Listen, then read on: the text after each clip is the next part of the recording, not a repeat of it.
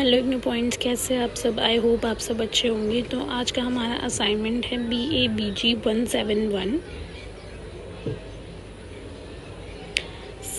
स्तरीय कार्य में 3 भाग है। आपको सभी प्रश्नों के उत्तर देना है। निम्नलिखित प्रश्नों में के उत्तर लगभग 500 शब्दों में दीजिए। भाग ए, भाग 2 और भाग 3। तो चलिए शुरू करते हैं। राष्ट्र निर्माण पर अम्बेडकर के विचार की चर्चा की जाए। अम्बेडकर के अनुसार कई हजार जातियों में विभाजित लोग एक राष्ट्र कैसे हो सकते हैं? जातीय राष्ट्र विरोधी हैं, सबसे पहले क्योंकि वे सामाजिक जीवन में अलगाव लाते हैं। वे राष्ट्र विरोधी इसलिए भी हैं क्योंकि वे जाति पाति के बीच ईर्ष्या और वैमनस्य पैदा करते हैं। इसके अलावा हिंदुओं में उस चीज का निताव अभाव है जिससे समाजशास्त्री दयालु चेतना कहते हैं। किसी प्रकार की कोई हिंदू चेतना नहीं है। प्रत्येक हिंदू में जो चेतना विद्यमान है वह उसकी जाति की चेतना है। यही कारण है कि हिंदुओं का एक समाज या राष्ट्र बनाने वाला नहीं कहा जा सकता। अम्बेडकर ने जो जोर देकर कहा, जहाँ हिंदू इतिहास में पृथ्वीराज चौहान, राणा प्रताप, शिवाजी का सम्मान करते हैं, वहीं मुस्लिम मोहम्मद बिन कासिम और औरंगजेब का सम्मान करते हैं। धार्मिक क्षेत्र में उन्होंने तर्क दिया, हिंदू अपनी प्रेरणा रामायण, महाभारत और गीता से लेते हैं, मुसलमान अपनी प्रेरणा कुरान और हदीस से लेते हैं। राष्ट्र व्यक्ति की तरह प्रयासों, बलिदानों और भक्ति के लंबे अतीत का परिणाम है। एक वीरतापूर्ण अतीत, महापुरुष, महात्मा, महिमा, ये सामाजिक पूंजी का निर्माण करते हैं जिस पर एक राष्ट्रीय विचार की स्थापना की जा सकती है। अतीत के समान गौरव प्राप्त करना, वर्तमान में एक सामान्य इच्छा, एक साथ महान कार्य करना, फिर से वैसा ही करने की इच्छा, ये लोगों के निर्माण के लिए आवश्यक शर्त है। पास्ता की विरासत में गौरव और पछतावों को साझा किया जाना चाहिए। भविष्य में एक समान आदर्श को साकार किया जाना चाहिए। कष्ट सहना और आनंदित होना और एक साथ आशा रखना, ये सभी चीज़ें आमतौर पर कस्टम घरों और रणनीतिक विचारों के अनुरूप सीमाओं में अधिक मूल्यवान हैं। इन सभी को नस्ल और भाषा की विविधताओं के बावजूद समझा जा सकता है। वास्तव में आमतौर पर दुख आनंद की तुलना में मिलन का एक बड़ा बंधन है, जहाँ एक राष्ट्रीय समृद्धियों का बंधन है। शौक का मूल्य विजय से अधिक है, क्योंकि ये कर्तव्य तो थोपते हैं, वह सामान्य प्रयास की मांग न करते हैं। प्रारंभ में इस तथ्य की अनुभूति कि भारत एक राष्ट्र नहीं था, राष्ट्र निर्माण की दिशा में पहला कदम कहा जा सकता है। उसके अनुसार जितनी जल्दी हमें एहसास होगा कि हम अभी भी एक राष्ट्र नहीं हैं, हमें एक राष्ट्र बनने की आवश्यकता का एहसास होगा और लक्ष्य का साकार करने के तरीकों और साधनों पर गंभीरता में विचार करेंगे। हालांकि अम्बेडकर ने महसूस किया कि प्रत्येक नागरिक के लिए समानता, स्वतंत्रता, बंधुत्व और सामाजिक न्याय एक राष्ट्र के निर्माण के लिए आवश्यक शर्तें थीं। फिर भी उन्होंने इस बात का जोर दिया कि दार्शनिक रूप से एक राष्ट्र को एक इकाई के रूप में मानना संभव हो सकता है, लेकिन समाजशास्त्रीय रूप से इसे एक इकाई के रूप में नहीं माना जा सकता। यदि इसे वास्तविक मानना है तो कई वर्गों और राष्ट्रों को हम इसमें शामिल विभिन्न वर्गों और स्वतंत्रता की गारंटी देनी होगी, विशेष रूप से इन लोगों के जिन्हें पिछड़े वर्ग, मुसलमानों और हिंदू मुस्लिमों को सबसे दास समूह माना, जिन पर राष्ट्र निर्माण की प्रक्रिया में विशेष ध्यान देने की आवश्यकता थी। अम्बेडकर सरकार, मंत्रिमंडल, नौकरशाही आदि में पूर्व अछूतों के लिए आत्म प्रतिनिधित्व चाहते हैं। इसे महत्व को परिभाषित करते हुए अम्बेडकर ने 1919 में मताधिकार पर साउथ बोरो समिति को दिए अपने लिखित बयान में कहा। अम्बेडकर ने प्रतिनिधित्व का समर्थन किया। नेक्स्ट क्वेश्चन, भारत में जाति विहीन समाज के लिए अम्बेडकर ने क्या ध्यान दिया है, व्याख्या कीजिए। बाबा साहब का मानना था कि जाति हिंदुओं को पूरे समाज में आगे बढ़ने से रोकने वाली सबसे बड़ी बाधाओं में से एक है। उनकी दृष्टि एक ऐसे राष्ट्र की थी जो राजनीतिक और सामाजिक रूप से लोकतांत्रिक हो और जाति विहीन समाज की कल्पना उसी के लिए उनकी प्रमुख रणनीति थी। समाज में जाति की गहरी जड़ें जमा लेने से लोगों की कोई लामबंदी नहीं हो सकेगी और इस पर आधारित किसी भी सुधार या नई संरचना का टूटना तय हो जाएगा। उन्होंने आर्य समाज और यहाँ तक कि महात्मा गांधी द्वारा स्वीकार की गई चातुर्वण्य की अवधारणा के प्रति भी अवमानना व्यक्त की, जिसमें हिंदू समाज को 4 वर्णों में विभाजित किया: ब्राह्मण, क्षत्रिय और वैश्य और शूद्र। ये व्यवस्था ना तो मुख्यतापूर्ण थी और ना ही मुक्तापूर्ण, और इससे दलित वर्गों को निरंतर पीड़ा झेलनी पड़ सकती थी। श्रमिक अछूत समुदाय के सदस्य के रूप में अम्बेडकर को कई जाति आधारित भेदभावों का सामना करना पड़ा।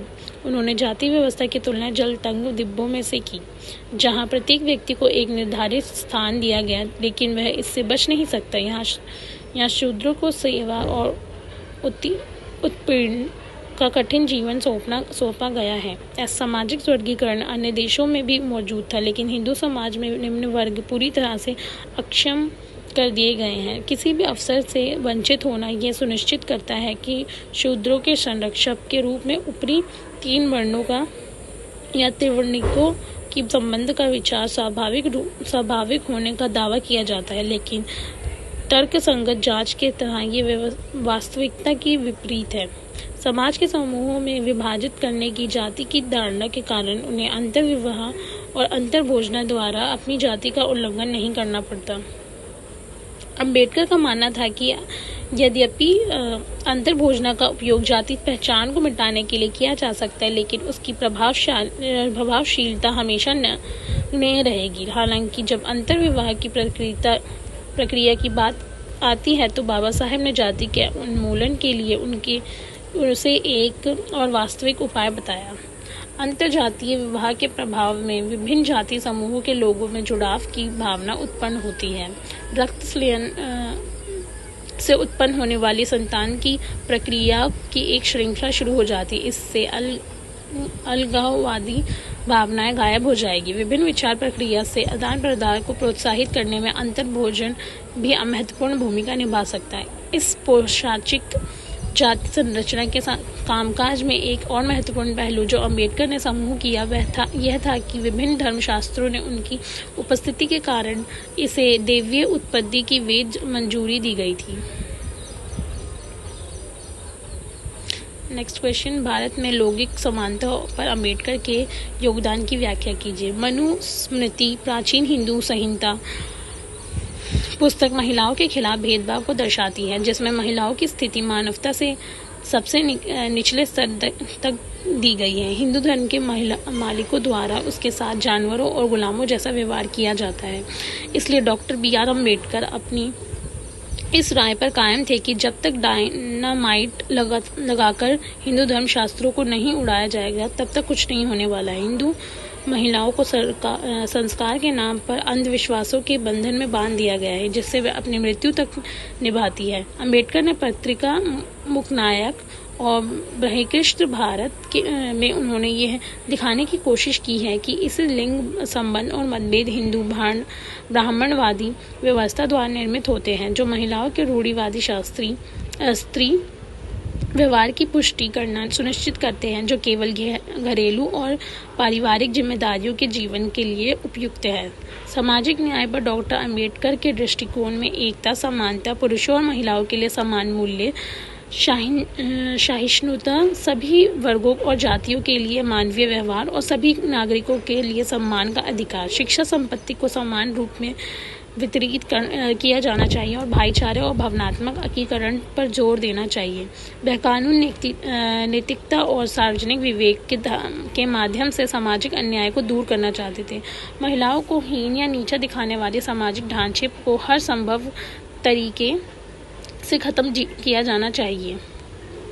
डॉक्टर अम्बेडकर का मानना था कि समाज जाति व्यवस्था के आधार पर नहीं बल्कि तर्क पर आधारित होना चाहिए। डॉक्टर अम्बेडकर ने महसूस किया कि लैंगिक समानता, लैंगिक मुख्य स्ट्रीमिंग, वित्तीय स्वतंत्रता, महिला सशक्तिकरण के आवश्यक पहलू है। शिक्षा, अंतर जातीय विवाह और अंतर खान पान ऐसे हथियार हैं जिनके द्वारा कोई भी जाति व्यवस्था को खत्म कर सकता है। उन्होंने महिलाओं को जाति पूर्वग्रहों के खिलाफ संघर्ष के भाग लेने के लिए प्रेरित किया और संबोधित किया।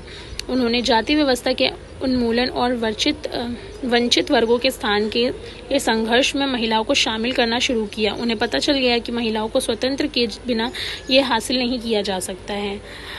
महार टैंक घर्षण के दौरान पुरुषों ने के साथ साथ महिलाओं के लिए बड़ी भीड़ के में जुलूस ने मार्च किया, उन्होंने महिलाओं को खुद को संगठित करने के लिए प्रोत्साहित किया। 20 जुलाई 1942 को नागपुर में आयोजित महिला सम्मेलन में उन्होंने महिलाओं से कहा कि वह प्रगतिशील बने और परंपरावाद, कर्मकांड और प्रथागत आदतों को खत्म करें जो उनके प्रगति के लिए हानिकारक है। सशक्तिकरण में व्यक्तियों, समुदायों और क्षमताओं का विकास और निर्माण शामिल है ताकि उन्हें मुख्य धारा के समाज पर हिस्सा बनाया जा सके। नेक्स्ट अस्पृश्यता पर अम्बेडकर के चिंतन की चर्चा कीजिए। 14 अप्रैल 1891 को मध्य प्रांत अब मध्य प्रदेश के महू में एक गरीब निम्न महार जाति के परिवार में जन्मे बाबा साहेब अम्बेडकर को बचपन कठिन था। उनके परिवार के साथ अछूता जैसे व्यवहार किया जाता था, उनके साथ सामाजिक आर्थिक भेदभाव किया जाता था। महाराष्ट्र में महार की अछूत जाति से आने वाले अम्बेडकर अपने शुरुआती दिनों में सामाजिक बहिष्कार थे, जहाँ तक कि उनके स्कूल में भी उनके साथ अछूत जैसा व्यवहार किया जाता था।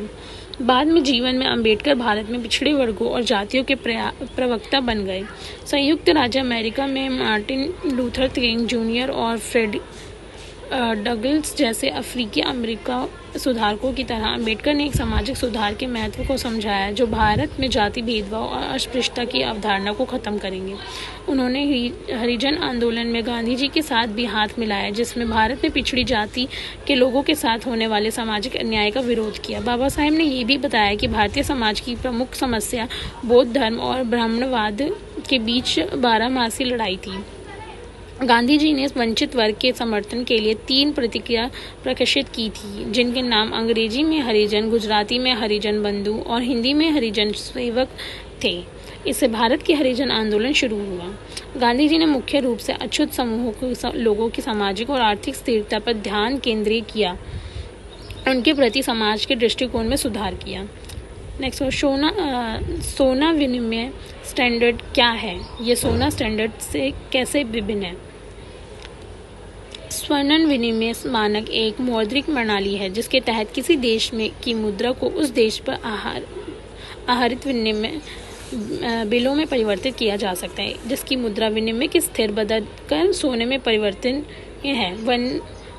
स्वर्ण विनिमय मानक पर एक देश यह इस प्रकार सोने को मानक के तहत आवश्यक सोने के भंडार के बनाए रखने के बिना अपनी मुद्रा को सोने के बराबर रखने में सक्षम है। स्वर्ण मानक एक निश्चित मौद्रिक व्यवस्था है जिसके तहत सरकार की मुद्रा ये होती है कि और उसे स्वतंत्र रूप से सोने में परिवर्तित किया जा सकता है। ये एक स्वतंत्र रूप से प्रतिस्पर्धी मौद्रिक प्रणाली का भी उल्लेख कर सकता है, जिसमें सोने के लिए सोना एक या बैंक रसीदें विनिमय के प्रमुख माध्यम के रूप में कार्य करता है। यह अंतर्राष्ट्रीय व्यापार के एक मानक के अनुसार, जिसमें कुछ या सभी देश अलग अलग मुद्राओं के बीच सापेक्ष स्वर्ण समृद्धता मूल्य के आधार पर अपनी विनिमय दर तय करते हैं। स्वर्ण मानक भौतिक सोने के मूल्य द्वारा समर्थित ये एक मौद्रिक प्रणाली है। इस प्रणाली के तहत सोने के सिक्कों के साथ साथ कागजी नोटों का उपयोग मुद्रा के रूप में किया जाता है, जिनके द्वारा समर्थित या जिन्हें सोने में बदले भुनाया जा सकता है। स्वर्ण मानक संपूर्ण मानव सभ्यता की लोकप्रिय था, जो अक्सर द्रव्य धातु प्रणाली का हिस्सा होता था, जिसमें चांदी का भी उपयोग किया जाता था। विश्व की अधिकांश अर्थव्यवस्थाओं ने 1930 के दशक में स्वर्ण मानक को त्याग दिया है और अब फ्री फ्लोटिंग फिएट मुद्रा व्यवस्था है। एक देश जो स्वर्ण मानक का उपयोग करता है वह सोने के लिए एक निश्चित कीमत निर्धारित करता है और उस कीमत के पर सोना खरीदता और बेचता है। उस निश्चित मूल्य का उपयोग मुद्रा का मूल्य निर्धारित करने के लिए किया जाता है। उदाहरण के लिए, यदि अमेरिका सोने की कीमत $500 प्रति औंस निर्धारित करता है, तो डॉलर का मूल्य सोने का एक औंस का 1/500वां हिस्सा होगा। स्वर्ण मानक के समय एक साथ एक अस्पष्ट परिभाषा विकसित है, लेकिन आमतौर पर इसका उपयोग किसी भी वस्तु आधारित मौद्रिक शासन का वर्णन करने के लिए किया जाता है, जो गैर समर्थित फिएट मनी पर निर्भर नहीं होता है। कुछ स्वर्ण मानक केवल भौतिक सोने के सिक्कों और बारों या बुलियन के वास्तविक प्रचलन पर निर्भर करता है, लेकिन अन्य वस्तुओं का कागजी मुद्राओं की अनुमति देता है। हाल की ऐतिहासिक प्रणालियों ने केवल राष्ट्रीय मुद्रा को सोने में बदलने की क्षमता प्रदान की, जिससे बैंकों या सरकारों की मुद्रास्फीति या अपस्फीति क्षमता सीमित हो गई। नेक्स्ट क्वेश्चन, जाति व्यवस्था पर अंबेडकर की आर्थिक विवेचना। अंबेडकर ने अपने जाति उन्मूलन में कहा है कि जाति केवल श्रम या विभाजन नहीं है, वह श्रमिकों का विभाजन भी है। वह स्वीकार करते हैं कि किसी भी सभ्य समाज को आर्थिक रूप से विकसित होने के लिए श्रम विभाजन की आवश्यकता होती है, लेकिन जाति श्रम का विभाजन है, जिसके साथ साथ मजदूरों को प्राकृतिक रूप से जल तंग डिब्बों में विभाजन होता है।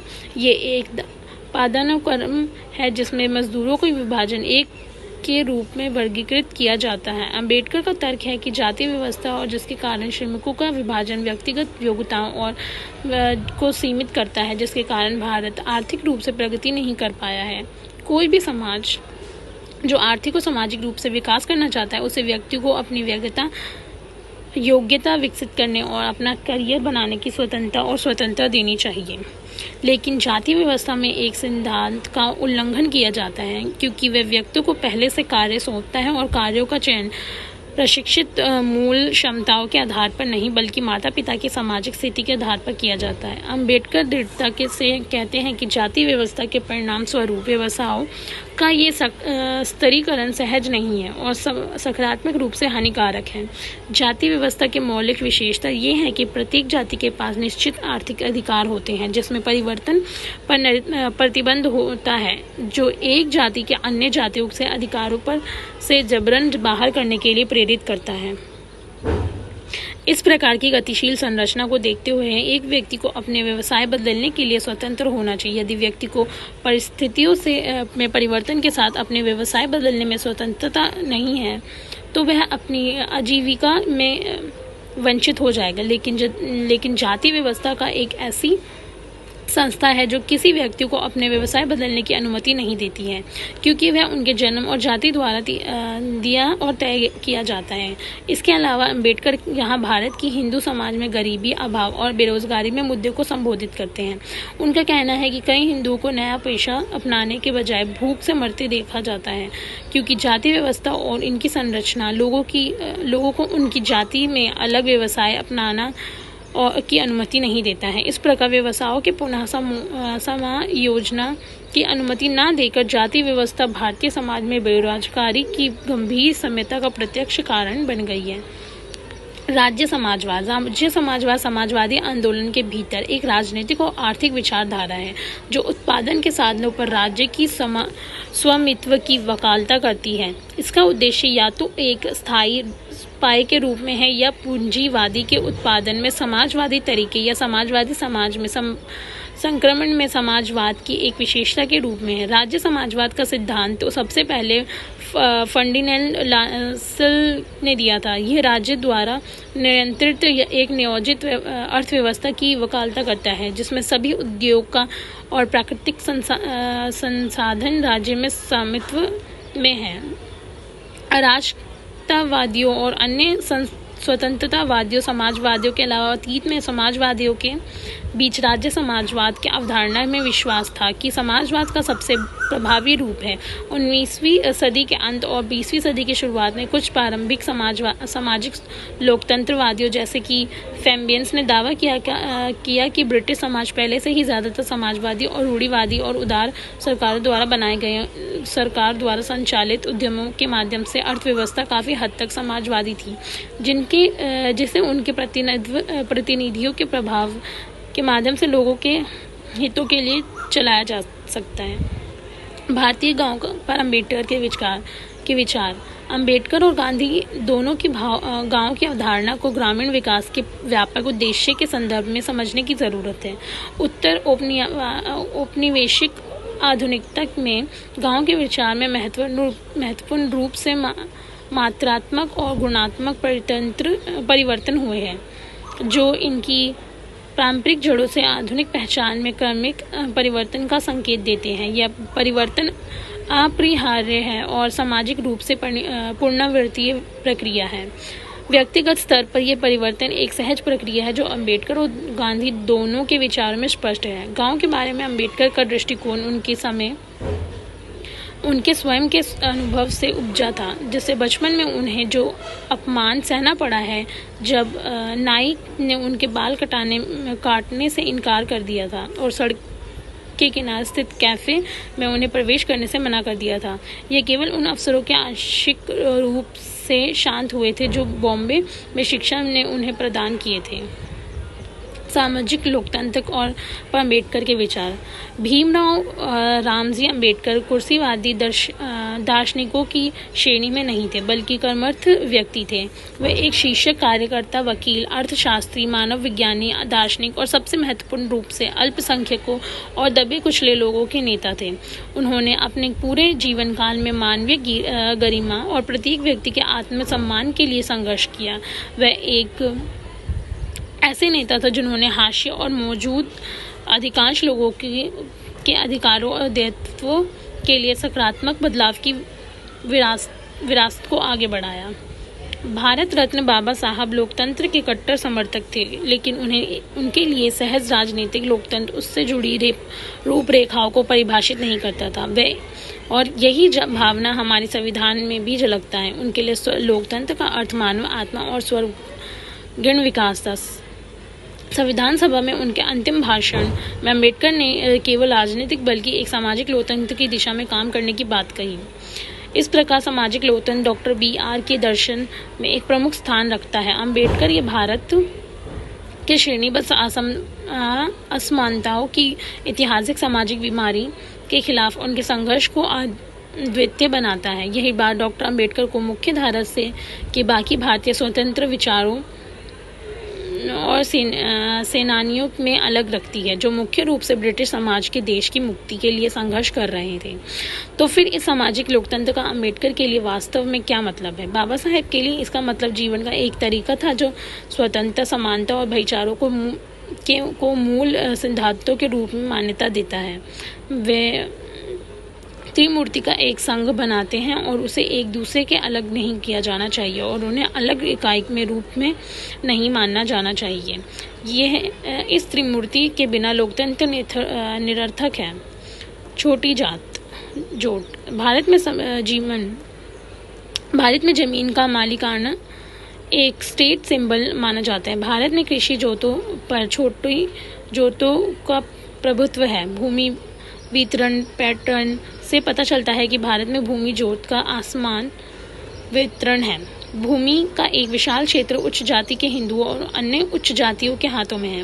भूमि जोत का उचित और तर्कसंगत वितरण प्राप्त करने के लिए राज्य सरकारों द्वारा विभिन्न भूमि सुधार कानूनों की कल्पना और कार्यान्वयन किया गया है, लेकिन इस कानूनों ने कृषि संरचना के पर्याप्त बदलाव नहीं किया है। अम्बेडकर ने पर्याप्त आंकड़ों के साथ निर्णायक रूप से साबित किया था कि भारतीय कृषि छोटी जातों में ये ग्रस्त है। प्रत्येक जोत अत्यधिक विखंडित है। उन्होंने ये भी साबित किया कि कम कृषि उत्पादकता के लिए छोटी और बिखरी हुई जोतें मुख्य रूप से जिम्मेदार थी। छोटी जोत के कारण उन्हें होने वाली बुराइयां बहुत हैं। छोटी जोत का कारण अत्यधिक उपविभाजन या विखंडन है, जिससे उनके अनुसार कृषि में उत्पादकता बढ़ाने के लिए जोत के समेकन द्वारा रोका जाना चाहिए। जोत का विखंडन खेती को काफ़ी प्रभावी बना देता है। जोत के समेकन को भूमि जोत के विखंडन को उलटने के लिए डिज़ाइन किया गया है। अम्बेडकर के अनुसार स्वैच्छिक आदान प्रदान पर बहुत अधिक भरोसा नहीं किया जा सकता, लेकिन अधिभोग के अधिकार की प्रतिबंधित बिक्री से अच्छी डील होने की उम्मीद की जा सकती है। इसके तहत जब सर्वे नंबरों को धारकों द्वारा छोड़े जाने या मूल्यांकन के बकाया के लिए कुर्की में लिए जाने के कारण नीलामी में रखा जाता है, तो केवल उन लोगों को ही अधिभोग के अधिकार की बिक्री के लिए नीलामी में बोली लगाने की अनुमति दी जा सकती है, जिनकी भूमि थोड़े से ली गई भूमि के लिए संक्रामक है। तो यहाँ हमारा असाइनमेंट ख़त्म होता है। अगर आपको कोई भी दिक्कत हो, PDF चाहिए हो या कुछ समझ ना आ रहा हो कि असाइनमेंट कैसे बनाना है, तो आप हमारे व्हाट्सएप नंबर पर कांटेक्ट कर सकते हैं, जो कि डिस्क्रिप्शन बॉक्स में अवेलेबल है। Thank you.